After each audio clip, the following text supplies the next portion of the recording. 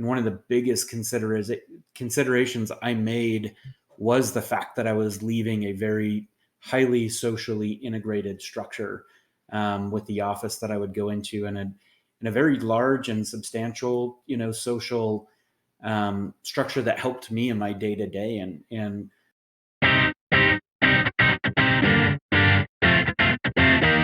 welcome to 33 Tangents, a weekly podcast featuring a rotating panel of co-hosts that all work together in the same company but live in different areas of the world. The discussions cover a wide variety of topics from digital analytics to working remotely to current happenings in business and technology.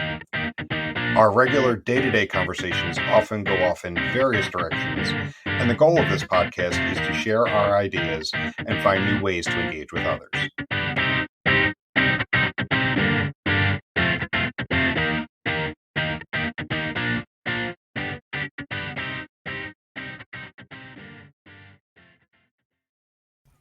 So Bryant, we've got a special guest with us this week. This week we have Kyle Ladewig of Out of Office. Out of Office started with the belief that you should be free to choose when and where you work, so you have more time for everything else. It's a fully remote, venture-based startup that helps other remote workers feel less isolated through in-person and online co-working groups called work clubs. While remote work provides flexibility when it comes to finding work-life balance, the problem is that pretty much all of remote work happens alone. Even before the current situation, one of the biggest issues facing remote workers has been isolation and loneliness. Out of Office's mission is to give remote workers a great place to work and help find people that they can enjoy working alongside. So, Kyle, it's great to have you with us this week. Thanks, Jim. Yeah, it's great to be here. Cool. So, I gave it just a brief intro of Out of Office and the company. So to get us started, why don't you tell us a little bit more about yourself, your inspiration, and how you got to this point?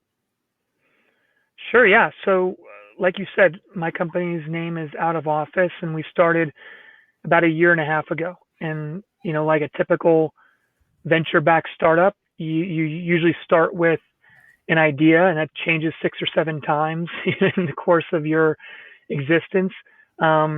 But you usually stay pretty focused on a market and a big idea. And that's definitely been true for us. So, as you can probably guess by the name of our company, we are focused on people who don't have an office or people who work out of the office. And that's how the company was started. My co-founder, Steve Flory, and I basically saw that the world was moving towards remote work. And we thought, this is an obvious benefit to people and to companies, right? There's extra flexibility. You can make your own schedule, all these different things. But we also saw that there were downsides, right? And I think a lot of people are experiencing those downsides right now with this, forced working from home environment where you have no separation between your home life and your work life. You don't get fresh air sometimes, and you don't meet people. You don't get that social interaction that you get around the office water cooler. And so our company was basically started to solve some of those problems. That's awesome. So what's been the response to Out of Office from your customers? How do they view remote work and community? Yeah, so this was a big learning for us. If you look at where we started the company a year and a half ago and where we are today, my background is in commercial real estate and real estate technology. My co-founder's background, he's a top mobile engineer out here in Silicon Valley and has worked for some of the biggest tech companies in the world. And so we started by saying, well, what do people who work remotely miss? What do they not have? And, the obvious answer is they don't have a place to work, right? They are either they work from home or they work from Starbucks. So our first product was all about connecting people with spaces, right? The idea was, well, if you work remote, let me show you all the other places you could work that aren't your couch. And, the company has gone through several iterations, but the big insight we had was that the biggest thing remote workers are missing is not a fancy office with fancy furniture and all that.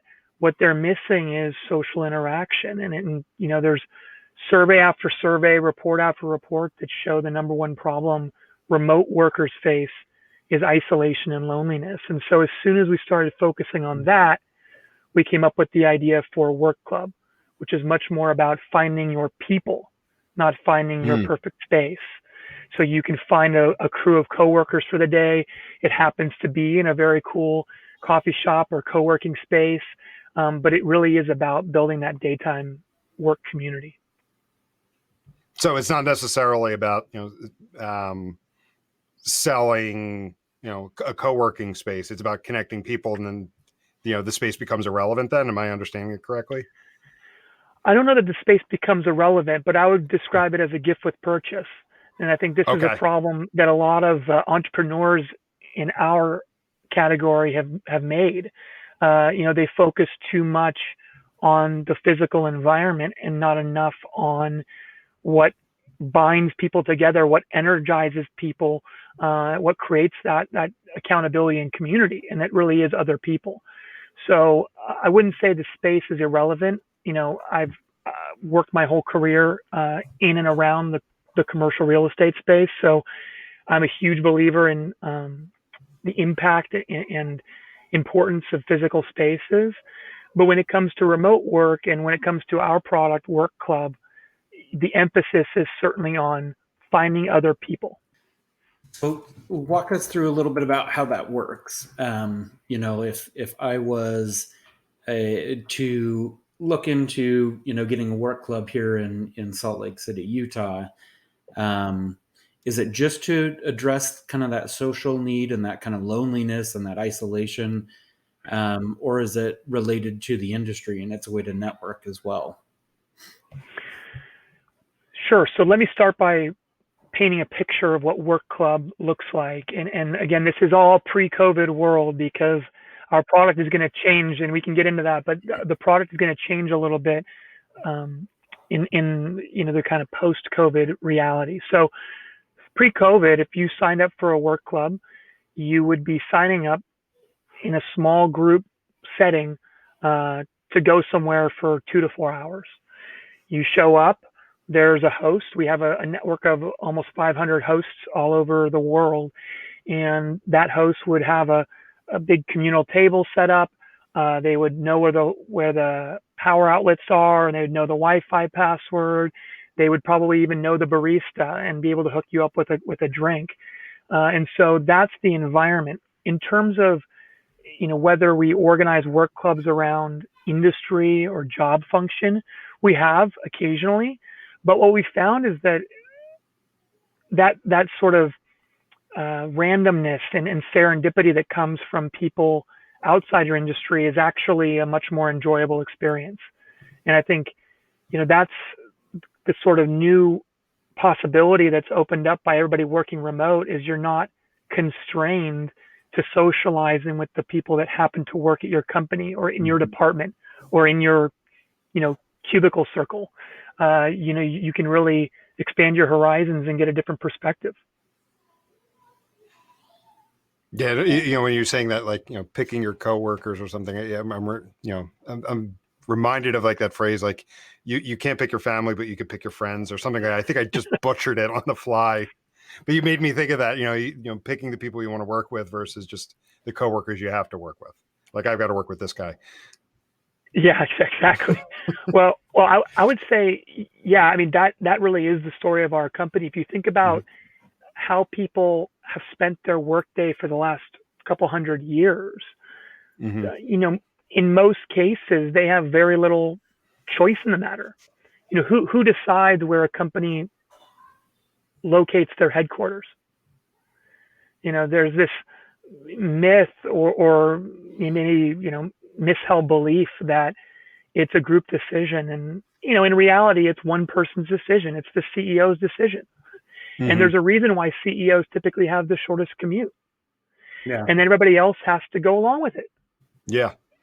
And if you happen to live an hour away from the office, well, tough luck. That's your fault that you can't afford a home, close to the office, or that your kids want to go to school somewhere else. And I think that's going to change in the next few years. I think individual workers are going to have a lot more autonomy and choice, and they're going to be a lot more empowered to create their own workday. Mm-hmm. So you were mentioning a couple of minutes ago your product pre-COVID. I've been thinking about how things are going to look post-COVID.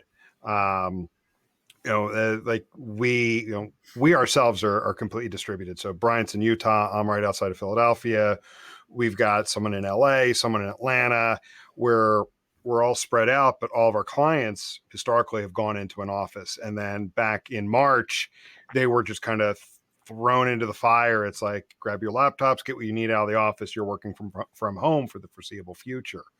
But one of the things I've been thinking about in recent weeks is how is this going to start to change going forward? And one of the things, and I'd like to get your thoughts on it, is I think, like, I don't want to say it's not going to be like an exodus from urban living, but to your point of being where the office is, I foresee a lot of people being able to show that they don't necessarily need to come into an office to be able to get their job done. I foresee a lot of people starting to make the move to, I'm going to move 2 hours away from the office. Right. If the office is in New York City, the office is in LA, well, I'm moving 2.5 hours away, and I'll be in every Monday to meet, for in-person meetings that have to be handled that way. Other than that, I'm going to be working remotely. What are your thoughts? Like, is that kind of are you seeing maybe something similar or in the same vein? I would say I partially agree with that. Okay. So I do not believe cities are going to die anytime soon. Oh, no, I don't think so either. Yeah. So I think, humans, I always I don't know who coined this phrase, but it's a good one. It's, humans are wired with this urge to merge, right? And this goes back to, cavemen days with, being safer in a tribe, or eating more often if you're cooperating and hunting together. And that's still true today. So I think some people will certainly figure out that they can afford a higher quality of life if they leave these really expensive markets, like San Francisco, where I'm based. Housing is still insanely expensive, even though, rents have probably dropped 20% in the last couple of months. It's still really expensive to live here. And if you can command a San Francisco salary, but live somewhere that's more affordable, why not? Right. So I think I always think about the future, just given my background, in terms of how does the built world change? How do people change the way they use space?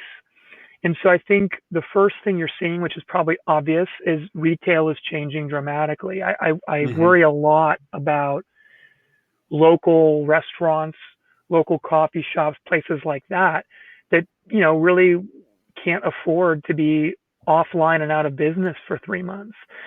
And I think that the next logical category to get hit really hard is hospitality, hotels, right? Because travel's down. But then I think about, my world, which is, revolves around people's workday and their workspace. I think offices are going to change a lot, right? I mean, like you said, remote kind of tends to be a one-way street. And by that, I mean, once you give your employees the ability to live farther away or work remotely, how do you then claw back that benefit or claw back those policies? It's very difficult. It's like, I don't know what the right analogy is, but it's kind of like trying to put together a broken vase or something, right? I mean, it's very difficult. So to answer your question about whether or not we become more distributed as a society, I'm not sure. I think some people will choose to do that, but I think cities are important for a whole bunch of other reasons other than being where the jobs are. No, totally fair point. Yeah, I don't think it's not going to be like the end of the city, but I think I foresee at least some starting to move out. Yeah. Well, look, I mean, it all comes down to choice. When people are empowered with more choice, They have more options available. Mm-hmm. And for a long time, people have not felt empowered with the choice of where to live, right? I mean, or at least they've had fewer options. So I think you're right. Given more options, people will choose different paths, and that path might be one that leads to the suburbs or these up and coming markets that are more affordable and with more access to open space or more bang for your buck. But I live in San Francisco. I'm a city guy, so I love being in a city and being able to walk places. So that probably won't change for me. But a lot of people who have been struggling to live a comfortable life in the city will certainly leave. Yeah. And there's definitely some bias. So I live in suburban Philadelphia. I'm maybe 25 minutes away from Center City. But like over the last like 2-3 years, like I've been kind of feeling like the calling to move out even a little bit further. Not say completely rural, but definitely maybe an hour and a half away from the city where things are even a bit more spread out.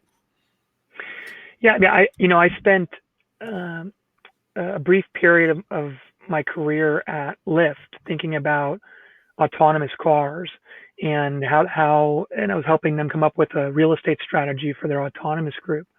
So I've thought a little bit about, how do mobility patterns and traffic patterns change in an autonomous vehicle world. And right now with remote work, I think about how do traffic patterns and how does mobility change in an autonomous worker world. And you think about what drives the value of real estate and what drives choices about where to live. Think about something as simple as public transit, right? I'm guessing, like the case here in the Bay Area, but I'm guessing in Philadelphia, houses that are close to the main transit lines are more expensive because it makes your commute easier. Or so well, what happens if you don't need to commute? Maybe you don't need to be right next to the bus line or the metro line. So I think there's a lot of things that will happen in terms of where people choose to spend their time and what drives value. So like right now, like, everybody, the majority of people who are now working remotely, like this is something completely new to them. And one of the things Bryant and I have talked a lot about is like, this is not normal remote work. This, at least for the majority of people, because like, I know at this point, like my family's home all day now. It's much different than normal. Like I was talking to my sister over the weekend and she's a teacher. So she's teaching from home.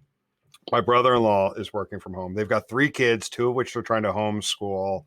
And like at some points of the day, like they're at their wits end. So what would you tell someone who's like, this remote work stuff is not nearly as glamorous as everyone makes it out to be because, we're just kind of thrown into this situation?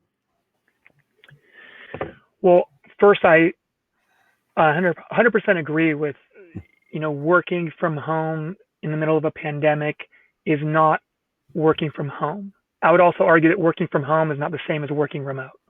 So there's 3 different definitions and we can dig deeper into each of those. But, I think the most difficult situation is working from home with kids, right? It's like every day is bring your kids to work day. And that's usually not the most productive day of the year. And so yes, the first thing for everyone to realize is that working from home now is probably not the long-term equilibrium we're going to get to once it's safe to go back outside. So that's the first thing I would say is you just realize that this isn't how it's going to be forever. And what we've seen in our research and in running our business is that very few remote workers, very, very few. And I would say I've personally sat down with probably 300 or 400 remote workers. And I can remember very distinctly the 1 or 2 that actually worked from home every day, that physically sat at home all day, every day. There's, I I say this a lot, but you know, the biggest co-working operator in the world is not WeWork or Regis or anybody like that. It's Starbucks, Mm-hmm. because people leave the house, you know, even if it's just to leave the house and grab a cup of coffee while you're on a conference call. Right now, we're like literally trapped indoors all day, every day. So it's a very different environment for sure. Yeah, people have asked us a lot about that, and we on it like we do what we can to help them, but this is a non-normal work from home kind of situation there for sure. So Yeah, I wouldn't pretend to be the expert in work from home tips during a pandemic. So, right. but you know, I can share kind of what we've done as a team. Right, we're a small team of five, and what we've done to make this a little bit more bearable and a little bit more productive is, you know, we have a daily meeting to kick off the day, right? And I'm not a huge fan of saying, you know, get a routine and stick with it, because I actually think that leads to a very monotonous, almost like draining experience if there's no variety in your workday. But I think starting your day with some sort of ritual or routine is really important.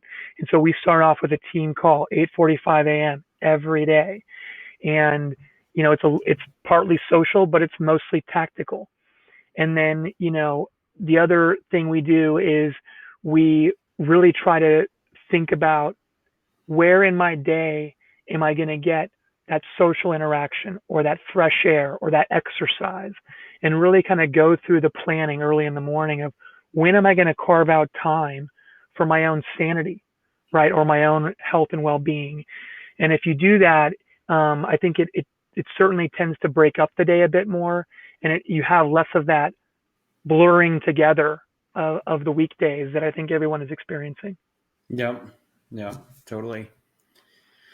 So you said something interesting a little bit earlier too about how cities aren't going to die anytime soon, and I wanted to explore that a little bit more too, and how um, I've kind of seen something. So I live in Utah, and over the last, I'd say, decade, a lot of the Californians have left California for places like Utah or Portland or Seattle or Phoenix. And like I've even seen it moving up into Idaho and Montana now, with the availability of being able to work more outside of a city center, so to speak. People are moving and kind of exploring the rest of the country. And unfortunately, some of the secrets of why Utah is great have no longer become, or the secrets are out, right? Like the outdoors and the exploration and the adventure that you can have here, if you're into that kind of a thing, has attracted a lot of people, which has been really good from an economic standpoint, but sometimes from a social standpoint, we go to national parks to get away, and now they're flooded with people. But I digress a little bit here from kind of the crux of the question, which is around, you know, what are you seeing industry wide and trends from that uh, trend of people leaving some traditional mega city center areas to other parts of the country, and what do you think that, you know, COVID is going to do to that as well? Yeah, well, the phenomenon you just described is kind of like being an early fan of a band, and then as soon as they become popular, Right. Yeah. you're pissed off.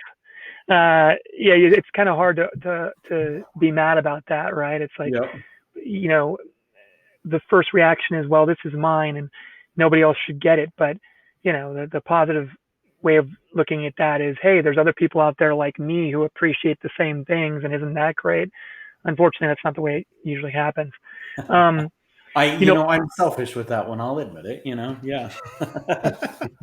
yeah, that's, you know, people, you know, there's a little bit of kind of selfish nature in there, where it's like, I want the national parks all to myself, and that's part of what makes them great, is that when they're not crowded. And but look, I don't have a crystal ball. I couldn't tell you what um, what will change with where people live and work, but I can tell you what I think decisions will be based on. So, for example, if you're running a company right now and you paid an arm and a leg to have that beautiful office with with the right address and the great views, I think you're probably second guessing a lot of those decisions right now. And I think you're realizing that, maybe I should be investing more time in my company's culture, right? In my employees' happiness and mental health, and spend less time thinking about what furniture to buy. So I think decisions will the driving motivation behind some of those decisions will change. I've heard a lot of predictions. I've heard predictions that suburban offices are going to become popular again because that's where people want to live, and the offices are going to be smaller and cheaper and all. And I don't know. Everybody's got their own opinion. But we've talked with remote workers from all over the world, and I wouldn't say there are any clear trend lines of where people are moving and where people want to live. I think the first phase of remote work is you kind of get in that fantasy headspace of, I could live anywhere. I might as well go to Bali and just live on the beach. And then you get confronted with a bunch of different realities like, well, that's not where my friends are. That's not where my family is. And, I don't really like the food in Bali. I'd rather have, a cheeseburger when I want one. So I think right now there's probably going to be a bit of a period where people who are, I'll call them, newly liberated, newly remote, they enter that fantasy world, and some of them will pursue that fantasy of living in the middle of nowhere or living on a beach. But a lot of us will just have an incrementally better quality of life because we can make our own choices. Yeah, it's interesting. It's been an interesting phenomenon to see, and good to hear your perspective on that too. So, what is it about city living for you that is, that attracts you to that, and how does that play into the broader, issues that we're seeing around COVID? Like, what are your thoughts around that? Well, I talked earlier about this urge to merge, and I think I probably have a stronger urge to merge than your average person. I love being within walking distance of my friends. I love the idea that there's a new interesting person I can meet right around the corner or, right across the street. So that's interesting to me. And I also love the convenience of being able to walk down a street and, have 3 different bars or coffee shops or restaurants to choose from. So that's why I love city living. And San Francisco is nice because we do have some open spaces. So it's not like I'm totally closed into this concrete jungle. So that's why I love the city. And in terms of, I think the second part of your question was, how does COVID change that? I think, unfortunately, what makes this virus so dangerous is also what makes us human.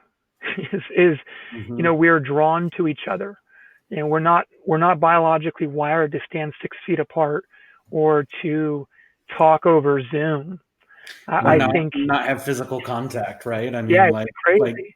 Physical contact's a big part of the human experience, right? Shaking hands or hugging or, whatever it might be. Yeah. Yeah. So, I think, humans are both wired to interact in real life, but they're also wired for innovation. So like you just mentioned a simple example, which is shaking hands. What's that going to look like post-COVID? I had no idea. I've seen elbow taps and plenty of awkward, half handshake, half wave situations. Well, we've all been doing the bro hug from far away for a while, right? So yeah. Yeah. So what's the future of saying hello and introducing yourself? I mean, I'm just fascinated by those types of changes, right? Which might not move cities or move traffic patterns, but I think they change the way we go about our lives. So, if you couldn't tell already, which I'm sure you can, we built our business based around the belief that interacting offline is so much better and interacting online, that it, deserves time and attention to figure out how we can do that safely. Yeah. And so that's where we're spending most of our time. Yeah. Cool. So last week you had put out a blog post, and one of the things you had mentioned in it was this idea of social debt. And I'll be honest with you, it's the first time I had ever heard about it. And I'm going to link up the blog post in the show notes. I think it's a great look at things, especially as we've been talking about, like, people suddenly thrown into the remote working situation, and then the increase in the isolation and loneliness. So can you tell us a bit more about the concept of social debt that you were talking about?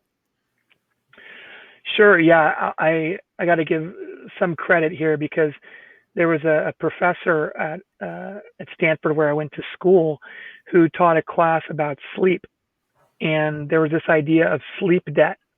Mm-hmm. And the idea is pretty simple. It's that, if you miss an hour of sleep every night, it actually compounds on itself. Mm-hmm. And you could be 20 or 30 or 80 hours in debt.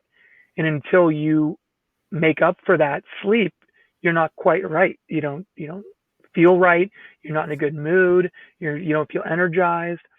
And one of my big fears with the way the world is going, and it's one of my big concerns about remote work in general, is that humans were not designed or meant to work alone all day.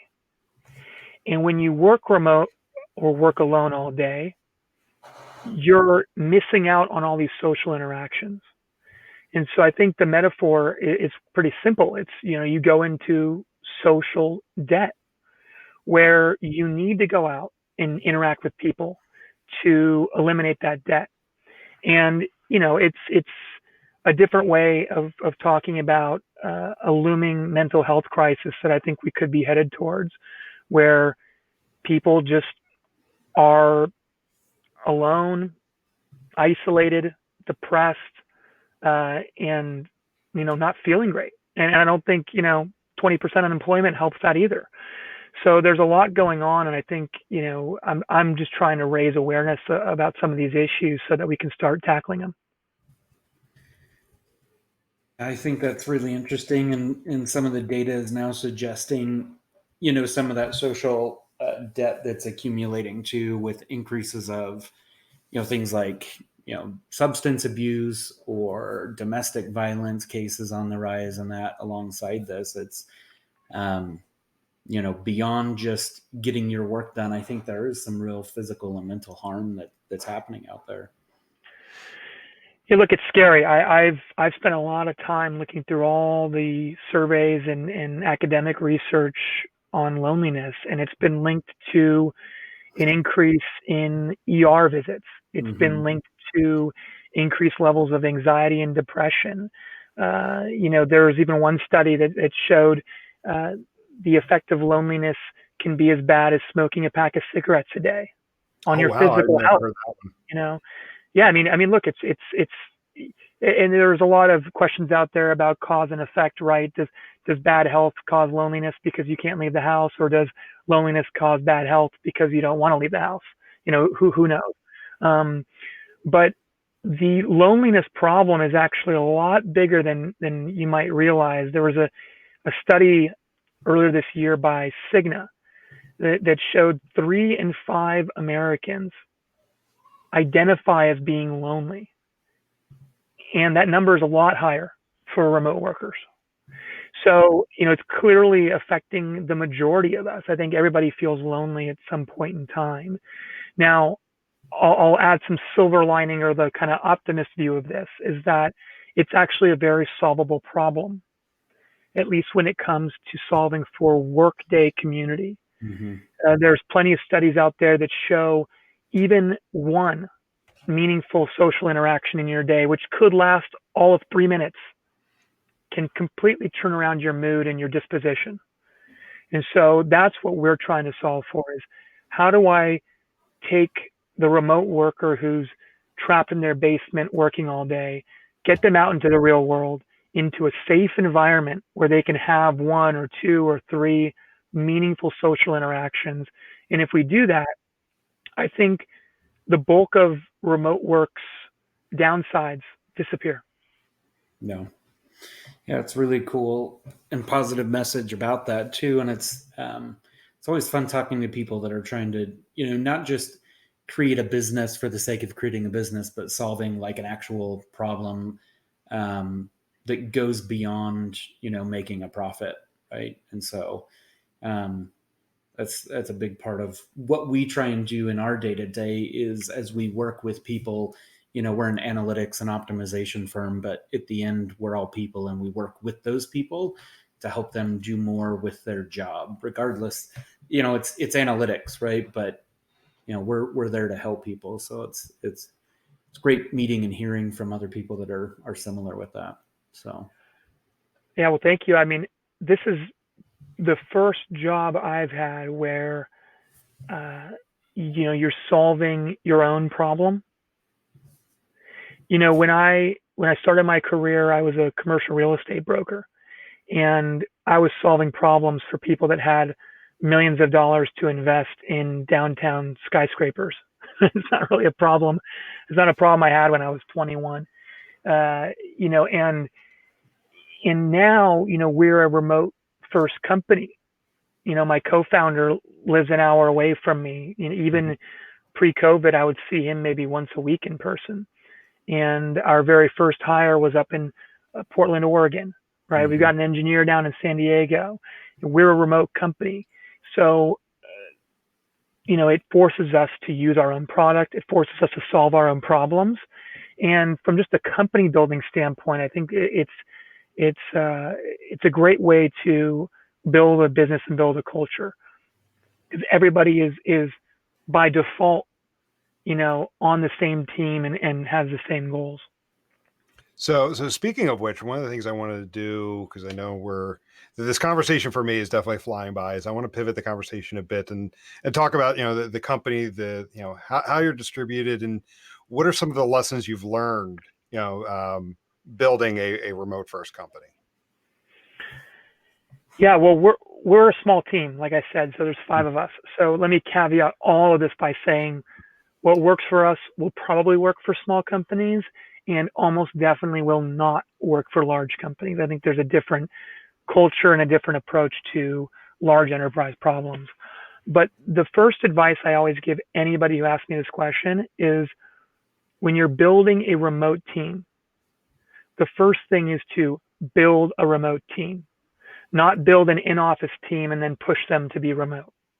So I think that's a different type of challenge a lot of companies are going to face as they move toward a remote work policy, is people essentially didn't sign up for that.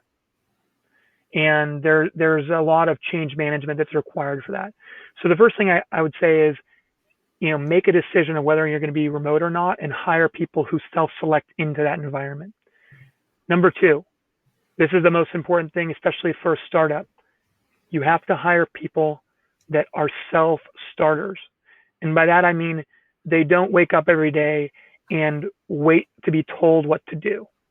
They look for where they can add value. They pick up tasks and projects that are outside their job description.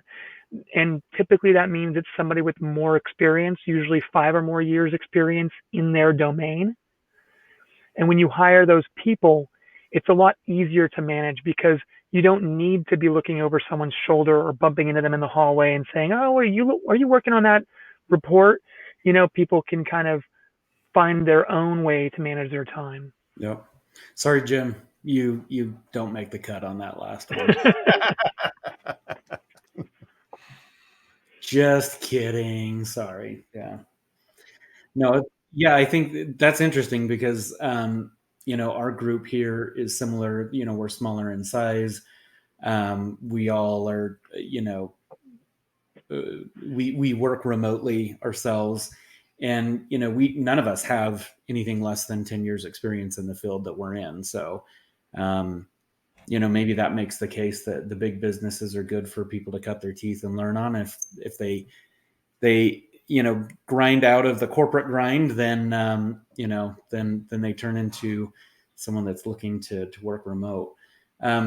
but the whole conversation brings me back to actually my decision to leave. My last corporate job was with Adobe, and I've been with 33 Sticks just over a year now, and one of the biggest considerations I made was the fact that I was leaving a very highly socially integrated structure, with the office that I would go into, and a very large and substantial, social structure that helped me in my day to day. And truthfully, as I considered making the change from, working there to coming to 33 Sticks, I knew that was actually going to be the hardest adaptation for myself. And I'd worked remotely before for an agency for about 5 years. So I knew kind of what I was getting into, but, looking back on it in a year, that probably has been the hardest adjustment. The missing out on the casual conversations and the bumping into halls and talking about what happened with the sports team last weekend. I can do that all through Slack and other mediums, and I've kept in touch with a lot of people, but that interaction and that face-to-face has been difficult for me.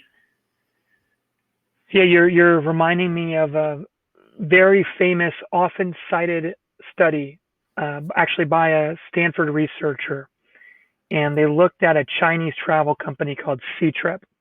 I think they had something like 16,000 employees, and they took a bunch of them and said, you work from home for the next couple of months or whatever. And they gathered all this data. They showed people were happier, more productive. They worked longer hours. All this stuff was great. And at the end of it, they said, okay, you've tried this for a couple of months. What do you want to do? And they said, I want to come back to the office. Right? It's kind of, it defied logic, right? Because they said they were happier and they said they were more productive. And the reason they wanted to come back was because they missed those relationships. They missed the socializing. And so I gotta believe there's a better way to get that social interaction, to feel like you're a part of a community, feel like you have that camaraderie and accountability without being restricted to the people who happen to work for your company. Right. And that is the most exciting thing that will happen, I think, coming out of COVID and into this newly remote world, is you can choose your coworkers. I mean, it's like a very, simple, but I think pretty revolutionary idea that, you can pick your job and the coworkers might not come with it, and so I'm optimistic. I think it's going to be great for a lot of people. And you're right. You can't ignore the human element of the workspace and the workday. By the way, Jim, that wasn't a slight against you either. You and I are, we're like two peas in a pod, so it's been great there. So we are. That's an interesting study. Do you have a link to that? I'd like to actually read a little bit more about that and get some of the details. Yeah. I'm happy to share with you links for all these things that I've mentioned, including the Cigna study. I mean, there's a lot of good literature out there. Unfortunately, that Chinese travel agency study that I mentioned is from 2012, right? I mean, so much has changed just technologically and even, in society, and not to mention the fact it was a Chinese company that has a very different, culture than maybe here in the States. So, but I'm happy to share all those links. Cool. That would be awesome. So I have one last question for you. One of the things we were talking about when, we were, prepping for this is you mentioned you had vocal cord surgery a little while back. So I'm kind of curious to know what it was like, trying to run a company with limited ability to speak, or even maybe not able to speak at certain points. Yeah, I guess now that we're 40 minutes into this podcast, the fact that you can still hear me and understand me is a miracle of modern medicine. So I'll give you the short version of a crazy story, which is I went to the doctor in December, and I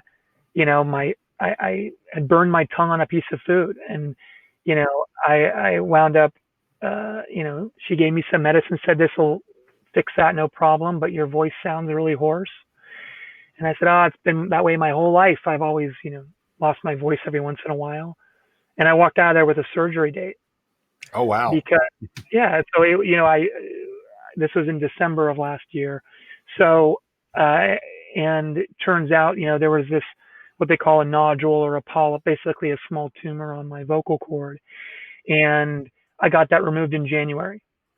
And the typical process is you have the surgery and you don't talk for 10 days. Mm-hmm.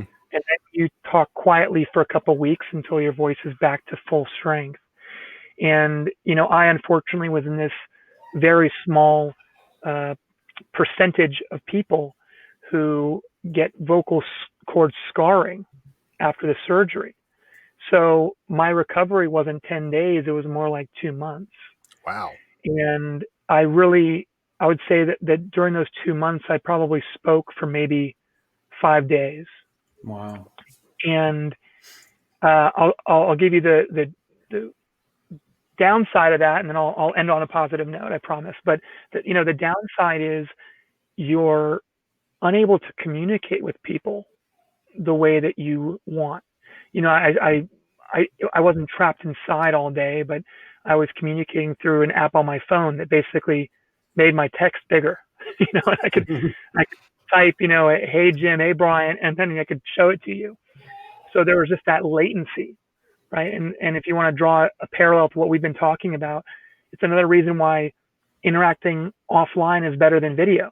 Video has that latency, just that couple second delay or that half second delay matters a lot. In my case, post surgery, it was like a 20-second delay, and I would compare it to, you ever had those dreams where you're running in slow motion and the world is kind of going on every other month. Okay, that is what it's like. It's like this constant frustration of not being able to express yourself or express an idea. And keep in mind, I was managing a remote team this whole time. Actually, we launched Work Club, our latest product, while I was silent. So it was a big challenge. Now, the positive side of that is this whole quarantine thing is like a walk in the park for me. I mean, personally, going from not being able to talk to, being trapped inside is I would take quarantine any day of the week. So, I guess maybe the positive side of this whole thing is it could be worse, and to, appreciate the abilities you have, appreciate the connections and relationships you have. And I think that's what this whole COVID crisis has really forced us to do. Mm-hmm. No, that's definitely a great perspective to have. But Kyle, this has been an awesome conversation. I'm glad we were able to connect and chat. And I was telling my wife maybe 2 or 3 weeks ago, one of the things I'm taking out of this is prior to COVID and being quarantined, I never took advantage of being a remote worker. I would start my day, get heads down, and just stay at the home office just to get stuff done. And one of the things, coming out of this is I want to take more, take better advantage of being able to go out and work at different places, even if it's like I schedule like 2 mornings a week and just go work from a coffee shop. And that being said, after, having a chance to talk with you, I'd recommend people check out of Office. I know I particularly am going to check it out and see if I can't find, a group in this area, that I can at least meet up with at, parts of the week, because definitely, I can, I definitely feel that loneliness from time to time. And it's definitely been magnified, over the last 2 months. Yeah, well, this is great. You guys are rad. I love everything you guys are doing. And, you're reminding me of another quote, which is "Don't waste a good crisis." And it's usually used for politicians, but I think that, all of us could probably use that advice right now. And it's a good time to have a little introspection. Think about how you spend your workday. Think about who you spend it with, and how your life could be better. Once we get out of this mess. Mm-hmm. Yeah, absolutely. Totally agree. So cool. Well, again, appreciate the time, appreciate you joining us, and thanks a lot. Yeah. Thanks, guys. Have a good one.